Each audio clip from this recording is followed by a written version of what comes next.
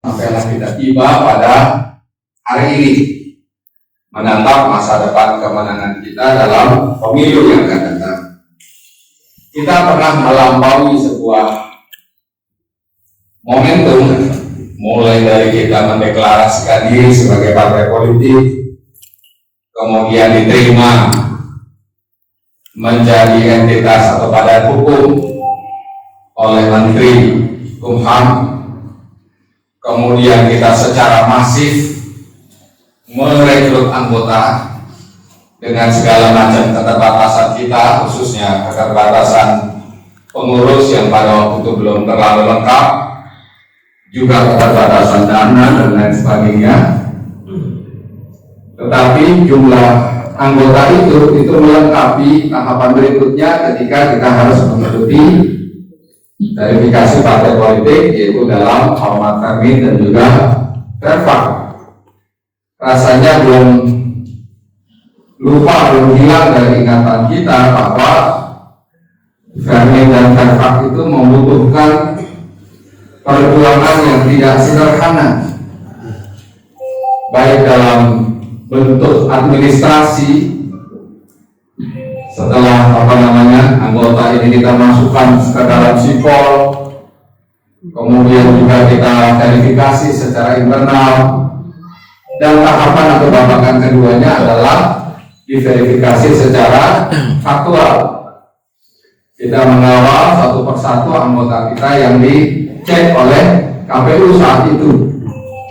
Itu bukan momentum yang mudah, bukan momentum yang sederhana di tengah keterbatasan yang kita miliki. Padahal sebelumnya, teman-teman sekalian, kita ini sebelum verpol itu dimulai, sebelum verpol itu dimulai, rasanya tuh kita menatap jalan perjuangan menuju kemenangan itu mudah. Jalan ini jalan tol, nggak berbayar alias gratis. Nggak tahunya jalannya ini bukan jalan tol, dan juga tidak gratis, dan juga tidak mulus, berkelak-kelok, berliku-liku, bahkan naik dan turunnya relatif tajam. Sehingga hampir bisa dikatakan teman-teman semuanya, ketika kita lolos di verpol tanggal 14 Desember yang lalu, kita merasa bahwa perjalanan perjuangan kita itu seperti diriset kembali, seakan-akan baru kita memulai perjuangan yang sesungguhnya. Kenapa? Karena sebelumnya itu adalah babakan syarat-syarat, babakan administrasi, babakan memenuhi semua kelengkapan untuk ikut dalam pemilu di 2024. Memang semua partai mengikutinya verpol itu, tetapi yang ikut dalam babakan verfak itu kan cuma kita dan partai-partai baru yang lainnya yang bersusah payah. Memang ini ada sesuatu yang nggak fair sebenarnya dari aturan ini. Partai yang lama nggak harus ikut verfak, sementara partai yang baru harus mengikutinya. Padahal jika partai lama juga ikut verfak, belum tentu mereka bisa sesukses Partai Gelora.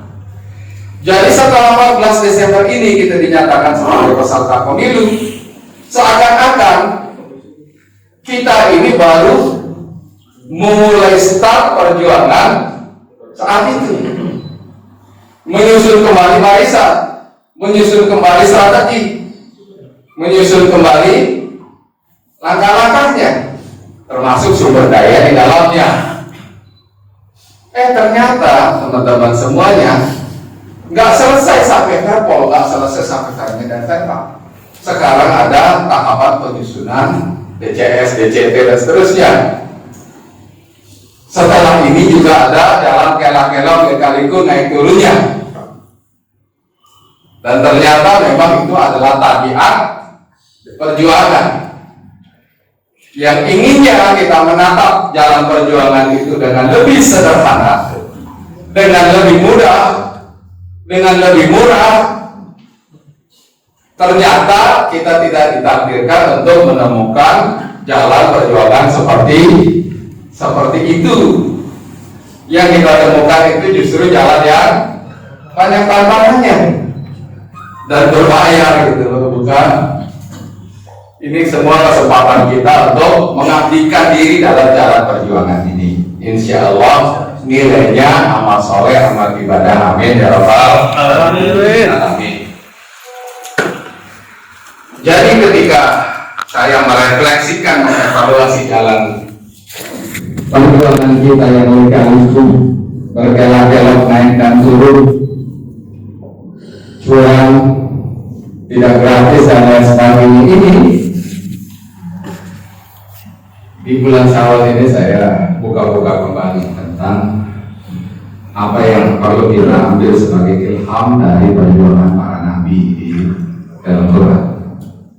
Ini mumpung masih Syawal ya, nggak jauh dari Ramadan.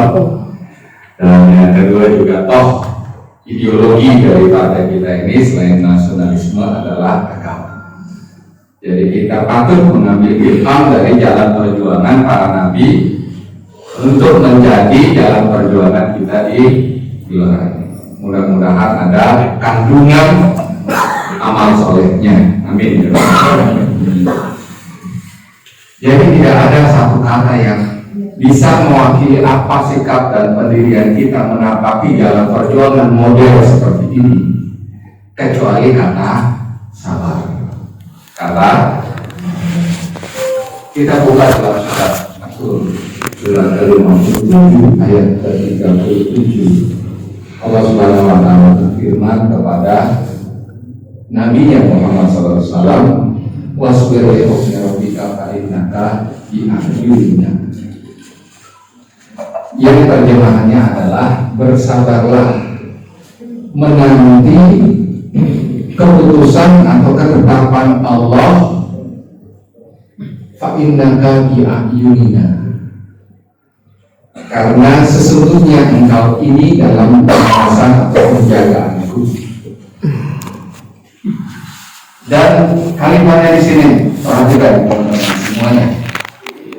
Metafor yang digunakan di dalam Quran untuk penjagaan dan kebersamaan dan pengawasan Allah kepada Nabi Muhammad dan para pejuang-pejuang yang mengikutinya sampai akhir kelak nanti, itu adalah akyunina, dengan mataku, kata Allah. Jadi Allah langsung menggunakan matanya untuk menjaga, melindungi, memelihara, mengawasi, membersamai perjuangan nabinya, khususnya Muhammad SAW.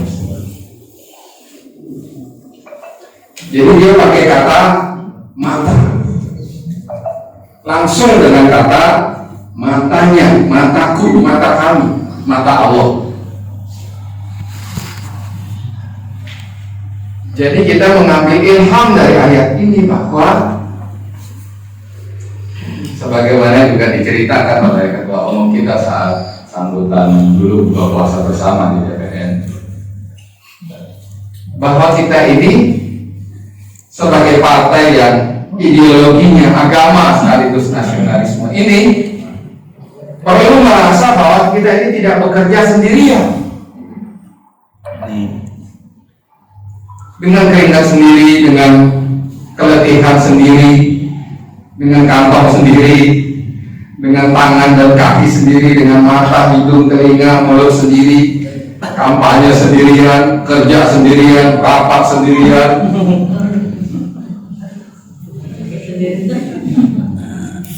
Karena sesungguhnya Allah membersamai kita, bahkan dalam jalan yang terlebih. Wasbir li hukmi rabbika fa innaka bi a'yunina. Maka sesungguhnya engkau ini berada dalam penglihatanku, dalam pengawasan mataku, kira-kira begitu terjemahan harfiah. Tapi yang menarik begini, ini ternyata ayat itu Bapak dan Ibu semuanya itu diletakkan dalam surat At-Tur. Surat At-Tur itu surat ke-57. Di 6 ayat pertama surat At-Tur itu adalah sumpah dari Allah Subhanahu wa taala terhadap makhluk-makhluknya. Ayat 1 bunyinya wa kitabim mastur dan seterusnya sampai ditutup ayat ke-6 wal bahril masjur. Demi bukit itu ditutup dengan demi lautan yang isinya penuh samudera. Jadi Allah tuh suka kasih isyarat.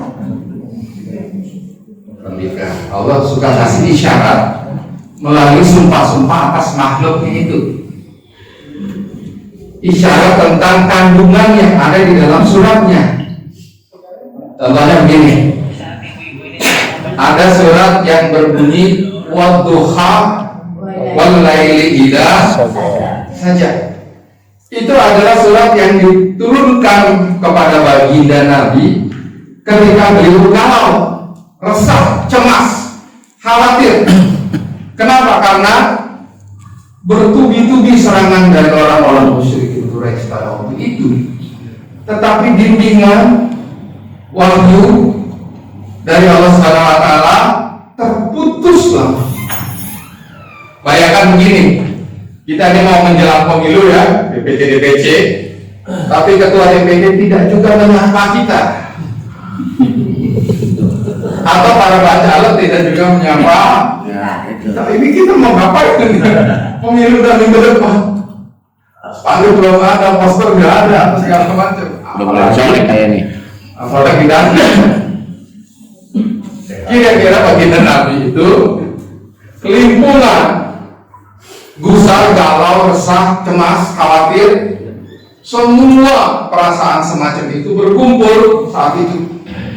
Turunlah surat tersebut. Dari ayat pertama dan keduanya, baginda Nabi ini sudah bisa bernafas lega. Wadduha wal laili idza, demi waktu duha dan demi waktu malam ketika gelap gulita. Jadi Allah Subhanahu wa taala itu ingin memberikan isyarat kepada kita bahwa kehidupan kita ini ada dua jenisnya. Dan cara kita menghadapi kehidupan yang begitu rumit kompleks ini juga dengan cara atau dengan mindset dua jenis. Yang pertama adalah mindset wadduha. Yang kedua adalah mindset wal laili idza saja. Maksudnya wadduha itu adalah saat waktu duha. Ketika fajar sudah naik menyingsing, matahari sudah menawarkan kehangatannya, warna-warni kelihatan, bunga bertumbuhan, tapi hawanya belum terlalu terik. Itu haruslah suasana hati kita yang kita pertahankan sepanjang waktu. Jadi sikap atau karakter atau mindset wadduha. Jangan sebaliknya.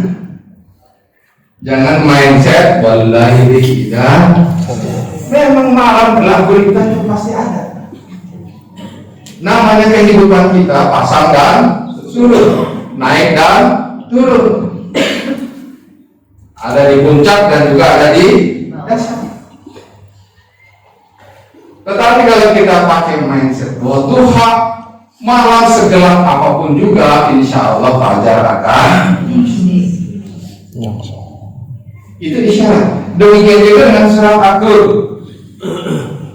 Bapak dan Ibu sekalian, ini ujungnya ini wasbir itu di ujung dari surat itu, wasbir li hukmi rabbika fa innaka bi a'yunina. Tapi awalnya isyaratnya wattur. Kemudian juga ada di ayat ke-6-nya wal bahfil masjur. Ada bukit, ada gunung, dan ada lautan lautan. Ada gunung, ada lautan. Ternyata dua ini gunung, lautan, bukit, lautan, itu biasa digunakan sebagai medan perjuangannya para nabi sebelum Muhammad Sallallahu Alaihi. Kalau kita medan ilim, ya enggak, gunung atau pantai, mereka medan perjuangan. Ternyata nih Bang Lukman, kalau menengok ayat-ayat atau surat-surat lain di dalam Quran itu, khususnya perjuangan dua nabi sebelum Muhammad SAW dan masuk ke dalam kategori nabinya ulul azmi, itu dua nabi itu menggunakan medan perjuangan gunung dan laut, yaitu Nabi Nuh alaihissalam dan Nabi Musa alaihissalam.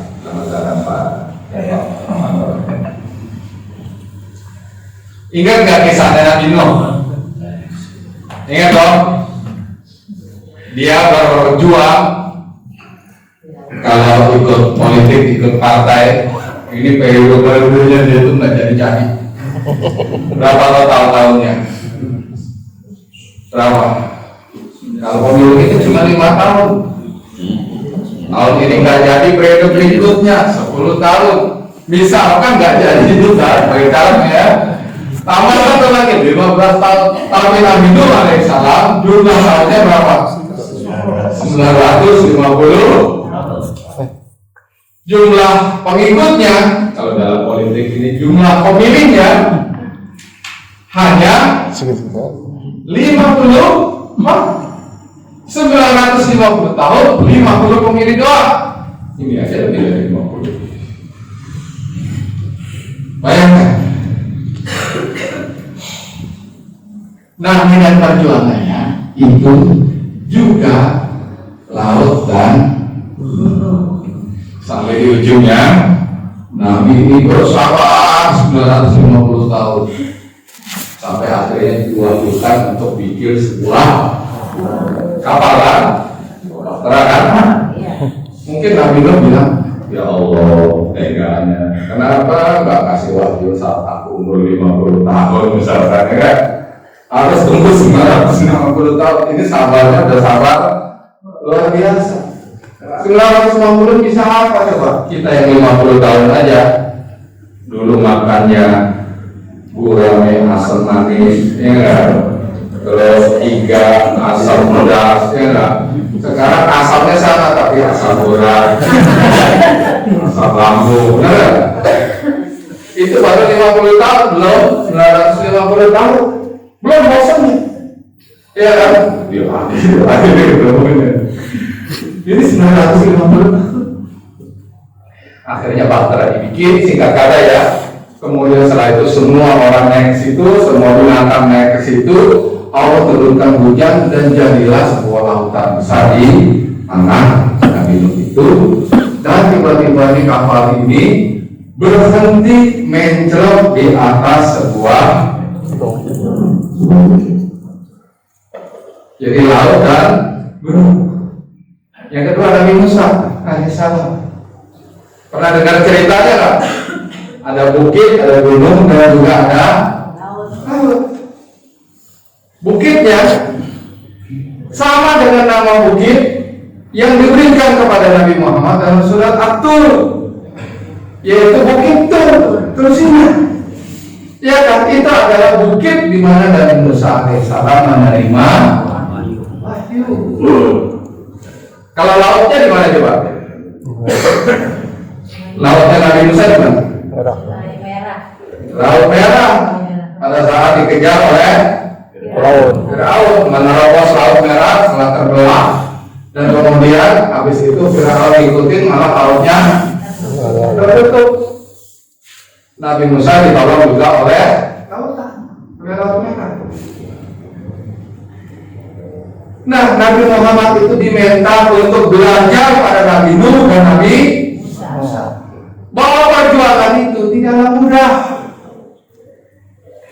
Jangan manja jadi pejuang, jangan manja jadi aktivis. Ketiadaan sumber daya, kekurangan sumber daya, kekurangan dana, itu adalah syarat kemenangan. Kadang-kadang begitu. Kadang-kadang oke. Coba deh Nabi Musa, di depannya ada laut merah. Dia kan bingung. Dia cuma punya nggak punya tiket buat kapal pelni nyebrang gitu. Makanya kalau kampanye bawa apa tongkat. Lah, pohon ini tahu dulu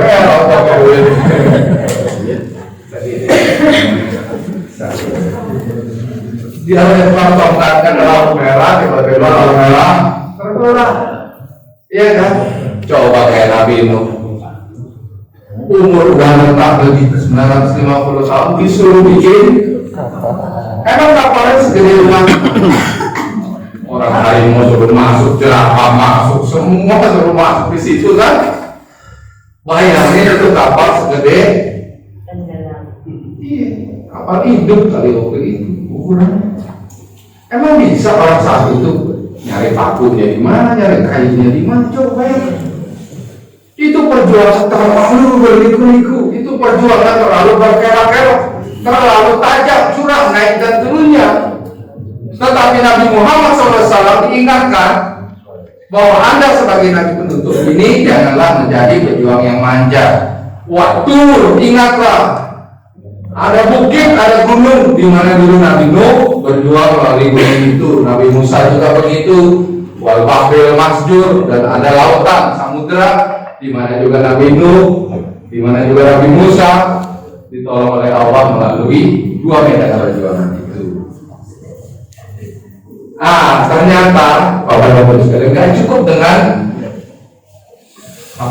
medan fisik itu. Ternyata tadi saya menyampaikan di ayunina, Allah tuh mengawasi kita dengan mata langsung ya.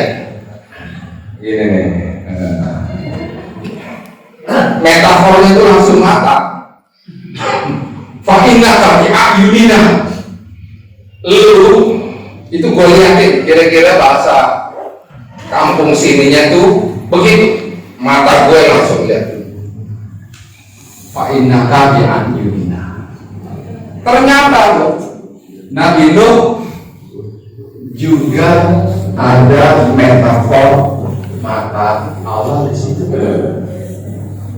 Dalam ayat yang lain Allah Subhanahu wa taala berfirman, "Wasna'il fulka bi a'yunina."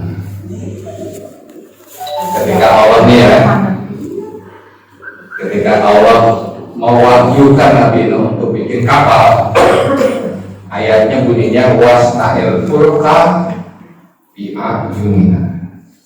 Coba kamu buat kapal dengan pengawasan mataku, kata Allah Subhanahu. Jadi kata mata Allah juga ada di Nabi Nuh. Jadi kalau kita ini hanya diminta untuk perbanyak spanduk, bendera, kaos, flyer, kalender, imsakian, apa segala macam, itu belum ada seberapanya dibandingkan perintah Allah bikin perahu besar. Bayangkan selama 950 tahun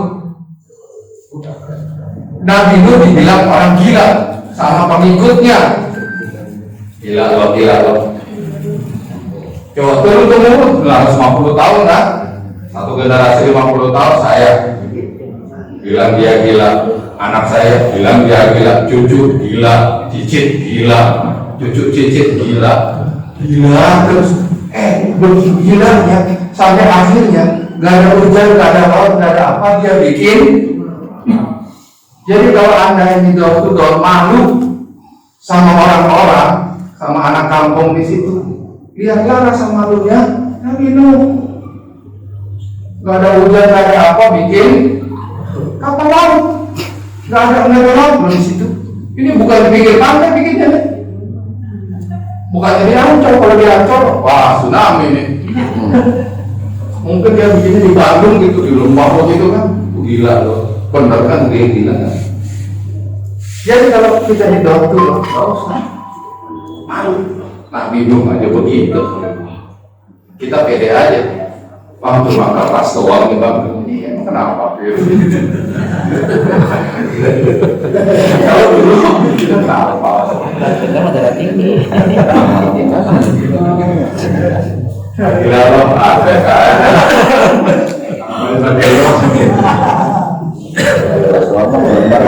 Wasna'il fulka bi ayunina. Bikinlah kapal itu dengan pengawasan mataku. Nabi Musa juga, Bu. Nabi Musa juga ada mata Allah di situ. Dalam surat Thaha, Allah Subhanahu wa taala berfirman, "Walitusna ala aini." Agar engkau diasuh oleh Fir'aun di atas mataku, di bawah mataku. Bayangkan kenapa Allah itu perlu menatap matanya ke Nabi Musa pada saat dipelihara oleh oleh Raja Fir'aun. Kenapa coba? Bisa jawab kan? Bisa jawab oleh Tuhan. Kenapa Allah harus menatap Nabi Musa saat dipelihara Fir'aun? Nah, karena Fir'aun itu saat itu punya polisi. Dia tanda tangan kepres, keputusan presiden, keputusan raja, kepres, bahwa semua bayi yang terlahir laki-laki harus dibunuh. Tiba-tiba ada bayi berkelamin laki-laki datang otomatis sendirian ke rumahnya, malah bayangin, dia perintahkan prajuritnya di sana kejar semua bayi laki-laki. Kejar semua bayi laki-laki di luar sana dan bunuh langsung. Ada bayi wajahnya innocent ini, silakan.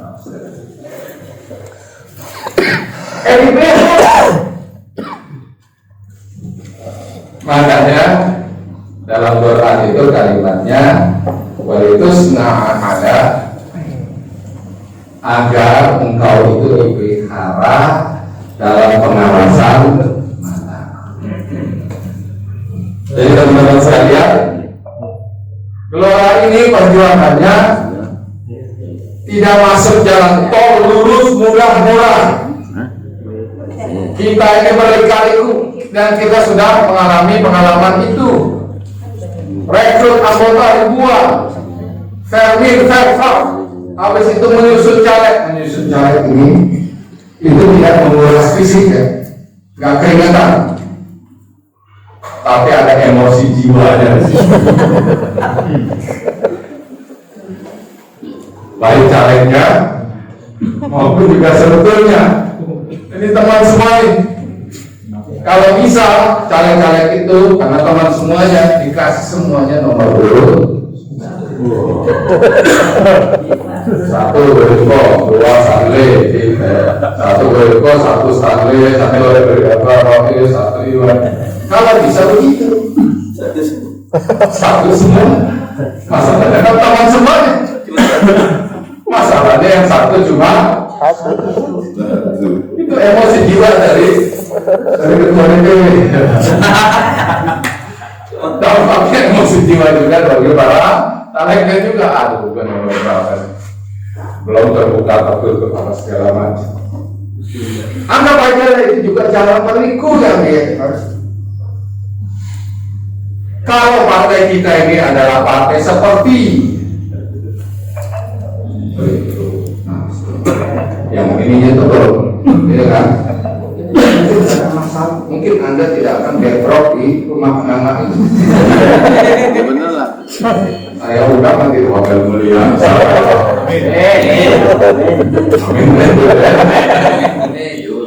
Ada kerjanya teman-teman. Tetapi karakter perjuangan kita ternyata harus seperti ini. Tetapi kalau kita baca ilham dalam agama kita, mendapatkan kesesuaian dengan jalan perjuangannya para nabi,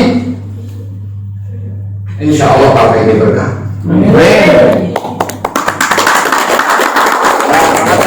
Dan kita bisa berharap satu hasil yang tidak kita duga pada saatnya nanti. Bayangkan Nabi Nuh, ratusan tahun dia hidup, diselesaikan dengan urusan bahtera dan banjir. Bayangkan Nabi Musa melawan Raja Zalim, diselesaikan dengan tongkat dilempar, lalu berbelah, selesai. Nabi Muhammad juga begitu. Besok jangan lupa lempar pakai tongkat. Itu Nabi Musa itu, dia baru hidup, nggak kita di sini, yang ngajar Fir'aun dan pasukan juga itu kan kecapean, mungkin sekitar jam pagi lah, jam 4 pagi. Tapi diatur di setel alarmnya, yaitu ayam berkokok oleh Allah Tuhan yang Maha Kuasa, ya. Duluan berbunyinya ayam yang dekat pasukannya Nabi. Ayam yang di sana berkokoknya setengah jam berikutnya. Ini gak bohong, ini cerita kisah. Jadi yang ini bangun duluan, jalan ke pinggir pantai, yang ini belakangan bangunnya. Itulah kenapa dia udah nyebrang duluan dan ini nyusul, akhirnya lautan.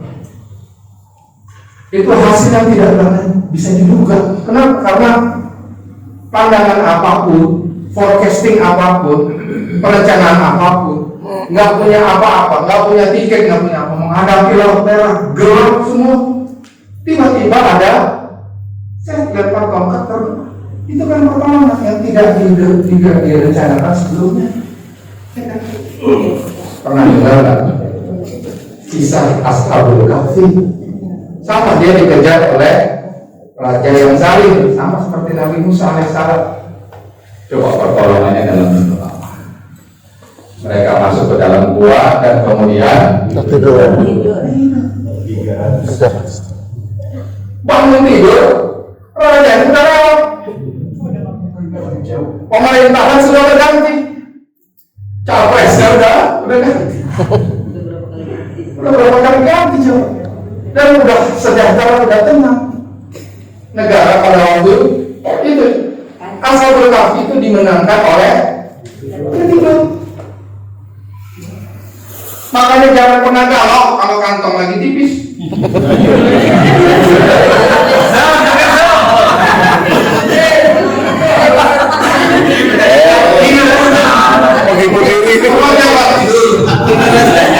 Karena tidur itu sebagian dari pertolongan Allah.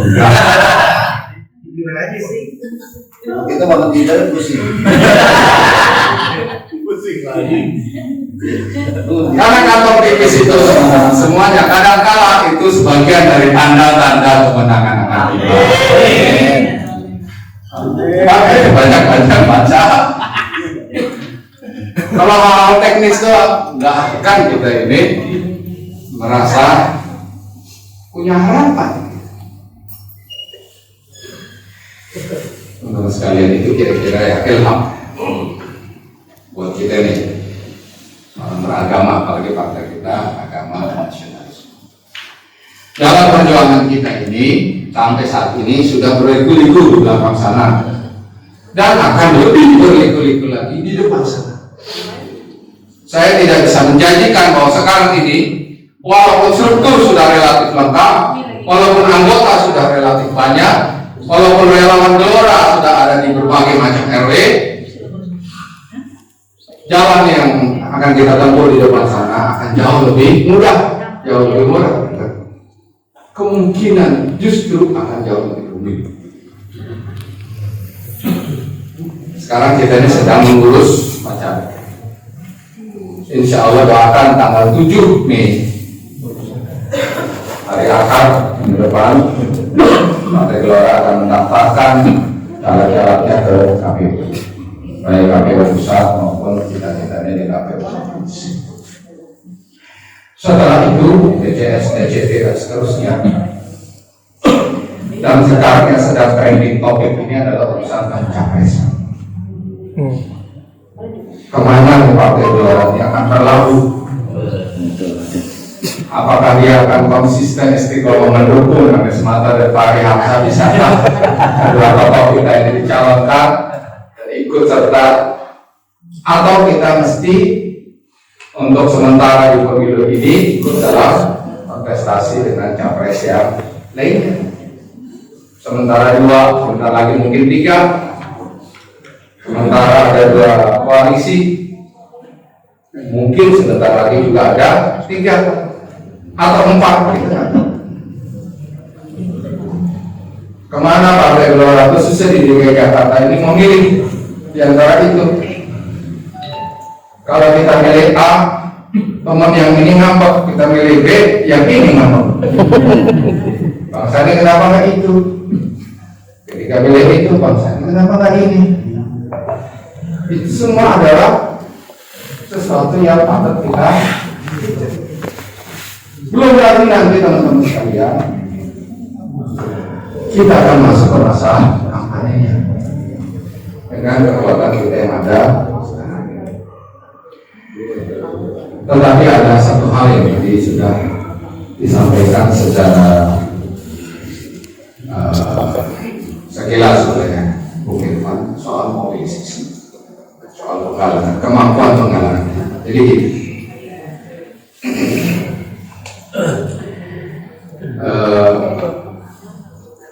titik impresi dari pemilu 2024 itu bukan di pemilu legislatifnya, tetapi di pemilu pilpres. Pemilu pilpres inilah yang akan menjadi bintang dari pemilu 2024 yang Februari. Sebenarnya kalau bergabung sama pilkada sekalipun, itu pilpres tetap lebih nyala dibanding sama yang lain. Tapi pilkada atau pilgubnya nanti di bulan November, jika tidak ada hal yang.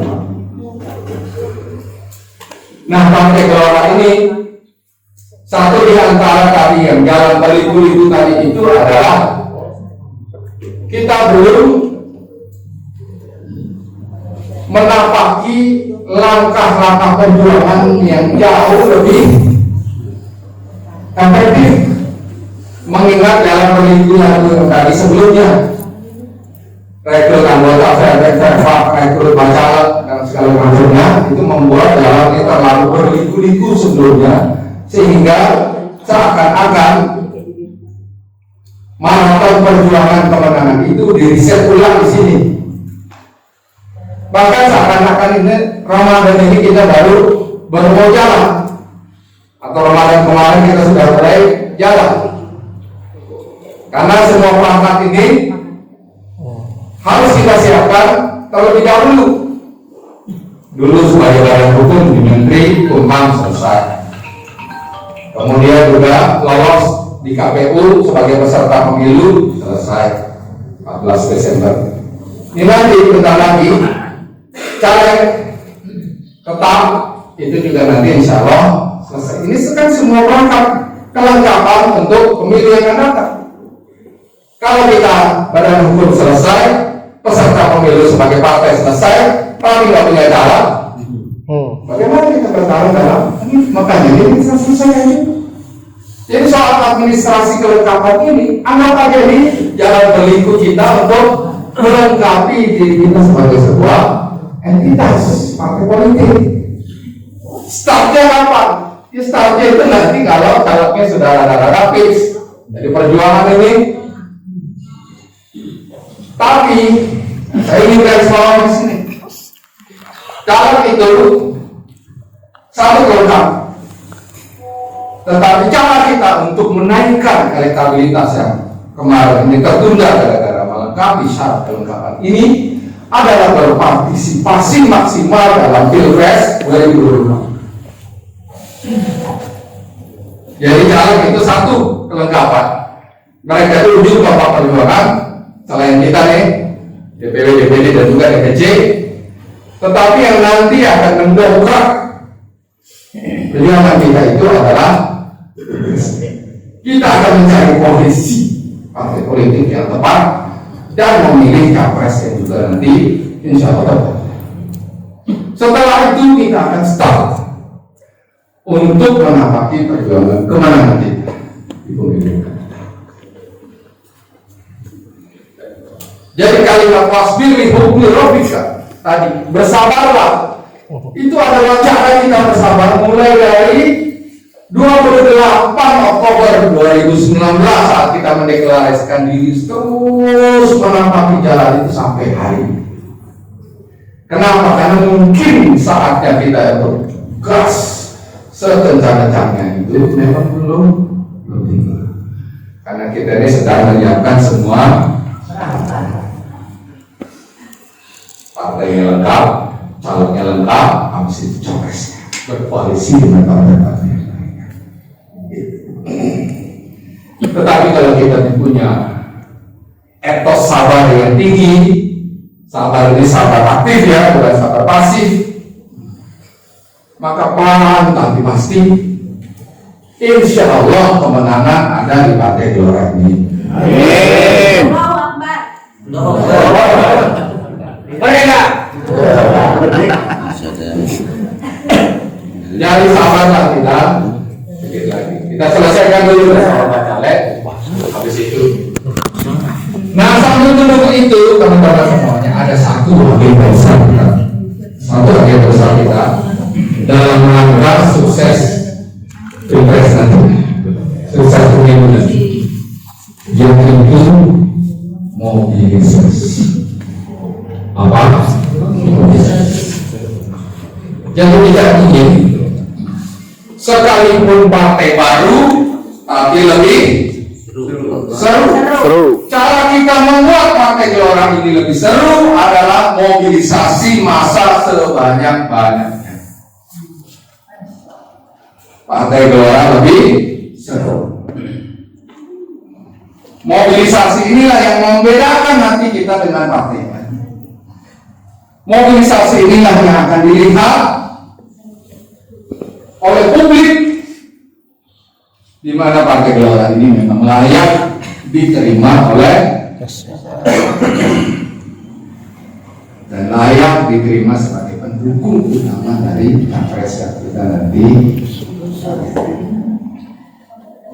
Karena tidak ada satu partai pun sekarang ini yang berani masuk ke arena mobilisasi. Kalau arena door to door, bagi sembako, pasang spanduk, itu semua arena gede-gede tadi. Kita cuma bisa pasang spanduk 2 kali 1 meter. Sementara partai lain billboard gede-gede. Iya kan? Kita sebenarnya tipis. Karena di spanduk dong. Tapi kan dia tertawa lebar. Billboard gede. Tapi itu kan itu kampanye palsu. Yang beneran adalah kita turun door to door, dan yang kedua nanti mobilisasi. Makanya amanat DPW nih, alhamdulillah para silaturahmi halal ini persiapkan diri kita nanti untuk mobilisasi besar-besaran pada saatnya.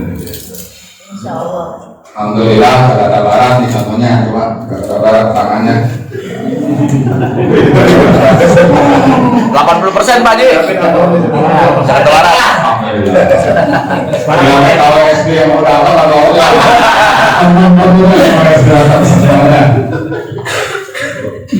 nah Jakarta Barat jangan hanya datang ke tempat ini, tapi nanti ketika diundang oleh ketum ya, Insya Allah. datang dengan ratusan ribu.